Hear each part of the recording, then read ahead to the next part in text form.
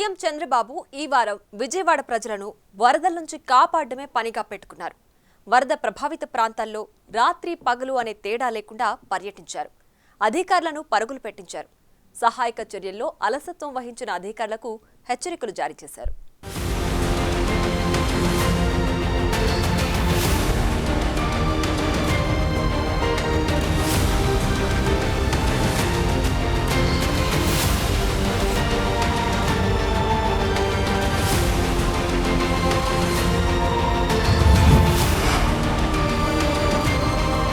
ఈ వారం ఏపీని మరీ ముఖ్యంగా విజయవాడను వరదలు అతలాకుతలం చేశాయి. దీంతో అక్కడ పరిస్థితి నార్మల్ అయ్యే వరకు పరిస్థితులను సమీక్షిస్తూ వరద ప్రభావిత ప్రాంతాల్లో సీఎం చంద్రబాబు పర్యటించారు. అంతకు ముందు వారమే వర్షాలు పడినా ఆదివారం నాటికి పరిస్థితులు దారుణంగా తయారయ్యాయి. దీంతో ఆదివారం మధ్యాహ్నం కృష్ణా జిల్లాలోని పరిస్థితిపై చంద్రబాబు అధికారులతో సమీక్ష నిర్వహించారు. డ్రోన్లతో పరిస్థితిని పర్యవేక్షించాలని సూచించారు.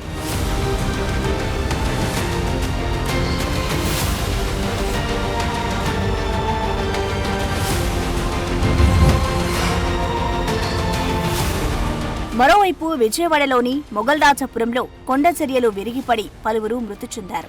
మృతుల కుటుంబాలకు చంద్రబాబు ప్రభుత్వం తరపున 5 లక్షల రూపాయలు ఎక్స్గ్రేషియా ప్రకటించారు. మరోవైపు ప్రకాశం బ్యారేజ్కి భారీగా వరద నీరు పోటెత్తింది. ఇక విజయవాడలోని సింగ్ నగర్, కృష్ణలంక ప్రాంతాలు నీట మునిగాయి. దీంతో ఆయనే నేరుగా వరద ప్రభావిత ప్రాంతాలకు వెళ్లారు. ముంపు ప్రాంతాలకు వెళ్లే దారిలో వరద ప్రభావిత ప్రాంతాలకు వెళ్లే ముందు చంద్రబాబు కృష్ణా నది ప్రవాహాన్ని పరిశీలించారు.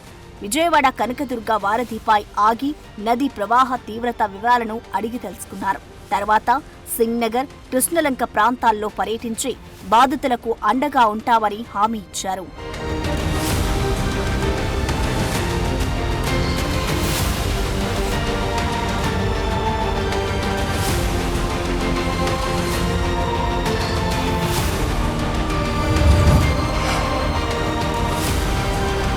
గత ప్రభుత్వ నిర్లక్ష్యం వల్లనే విజయవాడ నీట మునిగిందని చెప్పారు.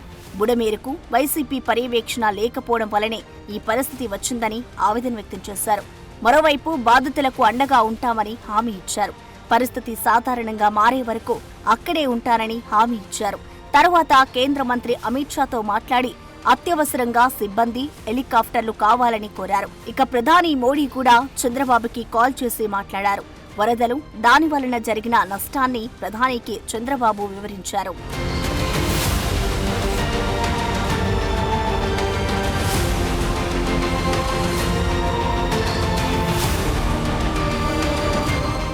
ఈరోజు సింగ్ నగర్ పూర్తిగా మునిగిపోవడానికి కారణం బుడమేరు.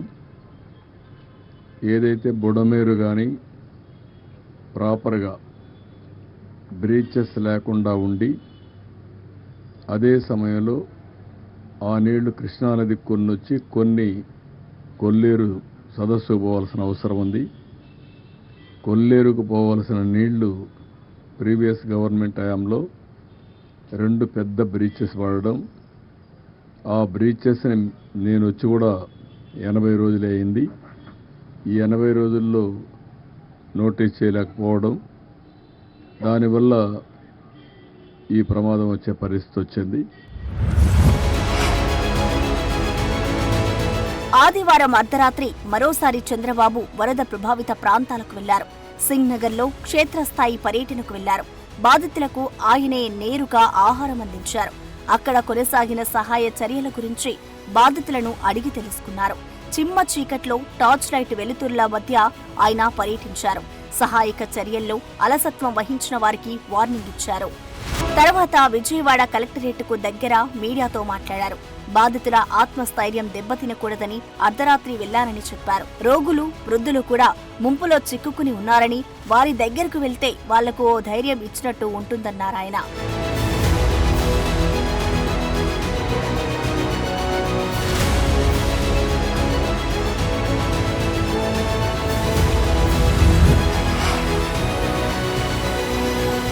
ఆదివారం తెల్లవారుజాము వరకు వరద ప్రభావిత ప్రాంతాల్లో పర్యటించిన చంద్రబాబు సోమవారం మళ్లీ బాధిత ప్రాంతాలకు వెళ్లారు. సింగ్ నగర్ తో పాటు కృష్ణలంక, భవానీపురం, ప్రకాశం బ్యారేజీ, యనమలకుదురు, పడమట ప్రాంతాలకు వెళ్లి సహాయక చర్యల సోమవారం ఉదయానికి కేంద్రం నుంచి పవర్ బోట్స్ వచ్చాయి. వాటిలోనే చంద్రబాబు పర్యటించారు. ఈ బోట్లు రావడంతో సహాయక చర్యలు వేగవంతమయ్యాయి. బోట్స్ ద్వారా సింగ్ నగర్ ముంపు ప్రాంతంలో ఆహారం పంపిణీ జరిగింది. సోమవారం కూడా పవర్ బోట్లలో బాధితుల వద్దకు వెళ్లి పరామర్శించారు.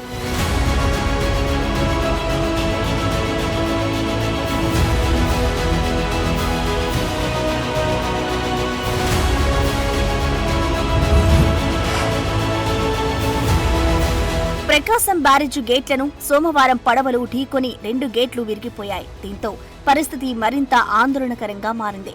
అక్కడి పరిస్థితిని పరిశీలించడానికి సోమవారం సాయంత్రం చంద్రబాబు ప్రకాశం బ్యారేజ్ దగ్గరకు వెళ్లారు. గేట్ల మరమ్మతులకు తీసుకోవాల్సిన చర్యలపై అధికారులతో మాట్లాడారు. పర్యటన తర్వాత చంద్రబాబు మీడియాతో మాట్లాడారు. తనపై జగన్ చేసిన ఆరోపణలను చంద్రబాబు తిప్పికొట్టారు. సీఎం ఇళ్లను కాపాడడం కోసమే బుడమేరుకు నీరు విజయవాడ వైపు పంపారని జగన్ అన్నారు. దీనిపై చంద్రబాబు సెటైర్లు వేశారు. అసలు బుడమేరుకు గేట్లు ఎక్కడున్నాయో అర్థం కావడం లేదన్నారు సీఎం. ఇలాంటి వ్యక్తి గతంలో ఎలా ముఖ్యమంత్రి అయ్యారో అనే అనుమానాన్ని వ్యక్తం చేశారు. జగన్ అధికారంలో ఉన్నప్పుడు వరదలు వస్తే ఒక్కసారి కూడా ఫీల్డ్కు రాలేదని చంద్రబాబు విమర్శించారు. ప్రకాశం బ్యారేజీ గేట్లను పడవలు ఢీకొనడం ఓ ప్రమాదం మాత్రమేనని అన్నారు సీఎం. రేపల్లె వద్ద బండ్కు ఈ క్రిమినల్స్ గన్లు పెడతారనే అనుమానంతో పోలీస్ పెట్రోలింగ్ ను ఏర్పాటు చేశామని చెప్పారు. అమరావతి మునిగిపోయిందంటూ వైసీపీ చేసిన ప్రచారాన్ని తిప్పికొట్టారాయన. బుడమేరు డ్రైన్ కనీసం బ్రీచ్ అయింది కూడా తెలియదు. బుడమేరుకు గేట్లు ఉన్నాయని మాట్లాడతారు. వీళ్ళు ఎట్లా సీఎంలు అయ్యారని నాకైతే అర్థం కాదు. అది నేరుగా వస్తుంది, దానికి కాలువలో వచ్చి పోతే కృష్ణాకి వెళ్తుంది, అది కూడా తెలిసి ఉండదు. లేకపోతే కొల్లేరుకు పోతుంది. తెలియాలని లేదు, కనీసం తెలుసుకోవాలని ఉండాలి. అది కూడా తెలియకుండా మాట్లాడే పరిస్థితి. ఇంకొక పక్క మా ఇల్లు కాపాడుకోవడానికి బుడమేరుకు నీళ్లు పంపించామంట. ఏం మాట్లాడతారండి? ఎంత అజ్ఞానం, లేకుంటే విచ్చలవిడితనం. ఏది చెప్పినా నమ్మతారని, ఏదో ఒకటి వాగితే ఏమీ చేయలేదని. ఏపీలో వరదలను చూసి చలించిన చంద్రబాబు అభిమానులు పెద్ద ఎత్తున విరాళాలిచ్చారు. ఫ్లోరిడాకు చెందిన ఎన్ఆర్ఐ గుత్తికొండ శ్రీనివాస్ కోటి విరాళం చెక్కును సీఎంకు అందించారు. శ్రీనివాస్ ను ఆదర్శంగా తీసుకొని రాష్ట్రం, దేశంలో ఉన్నవారంతా తోచినంత సాయం అందించాలని కోరారు.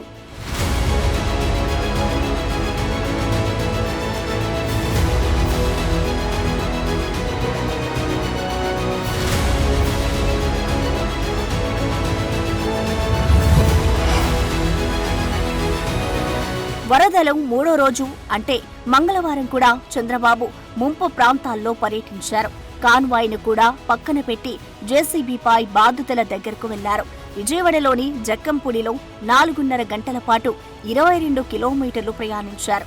Bhavanipuram, Jakkampudi, Bombay colony, Ambapuram, Kandrika, Nunna, inner ring road ప్రాంతాల్లో ప్రొక్లైన్ పై వెళ్లారు. పలుచోట్ల నడుమలోతు నీటిలోనే నడుచుకుంటూ ఇంటింటికి వెళ్లి బాధితుల్లో ఆత్మస్థైర్యం నింపారు. ప్రధాన మార్గాల్లోనే కాకుండా చిన్న చిన్న ఇరుకు ప్రాంతాల్లోకి కూడా వెళ్లారు. ఓవైపు బాధితులకు ధైర్యం చెబుతూ మరోవైపు సహాయక చర్యలపై ఆరా తీశారు. బాధితులు చెప్పిన వివరాలను విన్న చంద్రబాబు అధికారులు అలసత్వాన్ని గుర్తించారు. సరిగ్గా పనిచేయకపోతే సహించేదే లేదని హెచ్చరించారు. 5 ఏళ్లుగా అధికార వ్యవస్థలేవీ వరద బాధితులకు ఎంపీ వేమిరెడ్డి ₹1 కోటి విరాళమిచ్చారు. వేమిరెడ్డి తన భార్య ప్రశాంతిరెడ్డి దంపతులు చంద్రబాబుకు చెక్కును అందజేశారు. మరోవైపు ఏపీ సివిల్ సర్వీస్ అసోసియేషన్ సభ్యులు తమ ఒకరోజు జీతం అంటే ₹1 కోటి సీఎం సహాయ నిధికి ప్రకటించారు.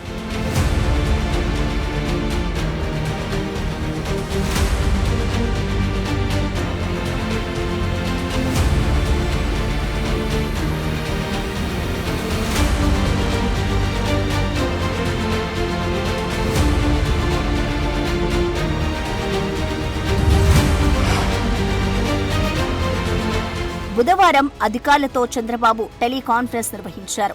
వరద ప్రభావిత ప్రాంతాల్లో ప్రతి కుటుంబానికి నిత్యావసరాలు అందజేయాలని ఆదేశించారు. మొబైల్ రైతు బజార్లు ఏర్పాటు చేసి తక్కువ ధరకు కూరగాయలు అందజేయాలని చెప్పారు. జ్వరాల నుంచి జాగ్రత్తలపై కరపత్రాల ద్వారా ప్రజలను చైతన్యపరచాలన్నారు. విజయవాడలో పూర్తి స్థాయిలో సహాయక చర్యలు ముమ్మరమయ్యాయి. అటు వరద ప్రభావిత ప్రాంతాల నుంచి బురద తరలింపు కూడా బుధవారమే వేగవంతమైంది. ఎక్కడా ఎలాంటి అవసరం వచ్చినా తాము అండగా ఉంటామని చంద్రబాబు చెప్పారు. 62 మెడికల్ క్యాంపులని 2100 మంది పారిశుద్ధ్య సిబ్బందిని ఏర్పాటు చేసినట్లు తెలిపారు. 100కు పైగా ఫైర్ ఇంజన్లు సహాయక చర్యల్లో పాల్గొన్నాయని, ప్రొక్లైన్లు, టిప్పర్ల ద్వారా వేస్టేజ్ను తరలిస్తున్నామని తెలిపారు.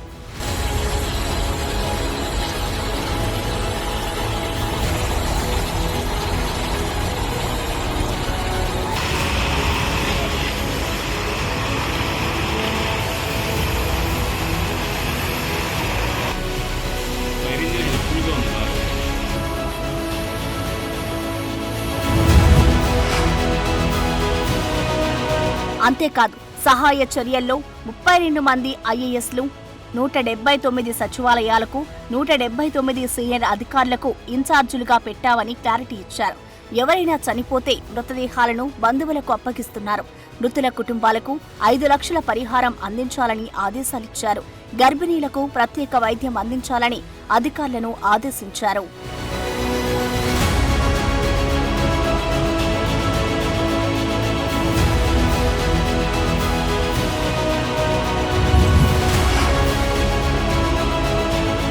విజయవాడ వరదకు బుడమేరు ప్రధాన సమస్య అని చంద్రబాబు ఆరోపణ. గత ప్రభుత్వం బుడమేరును పట్టించుకోలేదని, వాగులను కబ్జా చేయడమే ఈ దుస్థితికి కారణమని ఆవేదన వ్యక్తం చేశారు. ప్రకృతి విపత్తు సంభవిస్తే సాయం చేయాల్సింది పోయి తప్పుడు ప్రచారం చేస్తున్నారని వైసీపీ నేతలపై మండిపడ్డారు చంద్రబాబు. అమరావతి మునిగిపోయిందని, తన ఇల్లు మునిగిపోతుందని, బుడమేరు గేట్లు ఎత్తివేశామని ప్రచారం చేయడం దారుణమని ఆగ్రహం వ్యక్తం చేశారు. వైసీపీకి రాష్ట్రంలో ఉండే అర్హత లేదని ధ్వజమెత్తారు.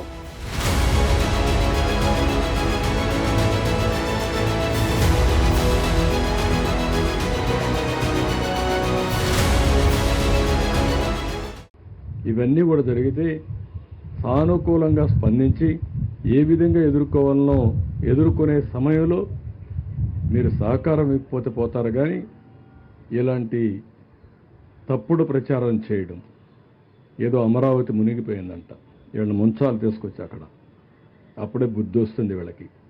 అమరావతి మునిగిపోయింది ఎవరు చెప్పాడు మీకు? లేకుంటే అక్కడనే పోడ్చాల, వీళ్ళ శ్మశానం అన్నారు, అక్కడనే పోడ్చాల, అప్పుడే బుద్ధి వస్తుంది. మనుషులకు బుద్ధి జ్ఞానం ఉండాలి.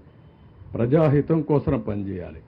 దుర్మార్గంగా మహాడే కార్యక్రమాలు చేస్తున్నారు. ఎడారి అంటారు. ఎడారండి అమరావతి? ఇంకా సిగ్గు రాలేదు మీకు? అంటే ప్రజలు వింటారు కాబట్టి ఎదురుదాడి చేస్తారా మీరు? ఎన్ని రోజులు ఎదురుదాడి చేస్తారు? బుధవారం సాయంత్రం చంద్రబాబు ప్రభుత్వం బ్యాంకులు, బీమా సంస్థలతో భేటీ అయ్యారు. బాధితులకు ఆక్సిజన్ అందిద్దామని పిలుపునిచ్చారు. వరదల్లో దెబ్బతిన్న ద్విచక్ర వాహనాలు, కార్ల అంశాన్ని వారి దగ్గర లేవనెత్తారు. అంతేకాదు ఫ్రిడ్జ్, టీవీ, ఏసీ వంటి వాటిపై కూడా చర్చించారు. ఆ వస్తువులపై బీమా పరిహారాన్ని 10 రోజుల్లో చెల్లించాలని కోరారు. రుణాలను కూడా రీషెడ్యూల్ చేయాలని చెప్పారు.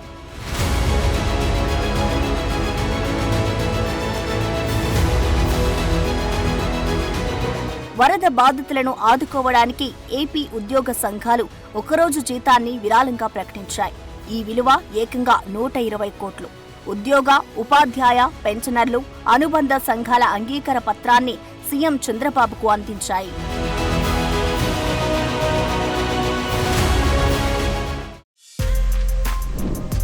For more videos like this, subscribe Big TV channel.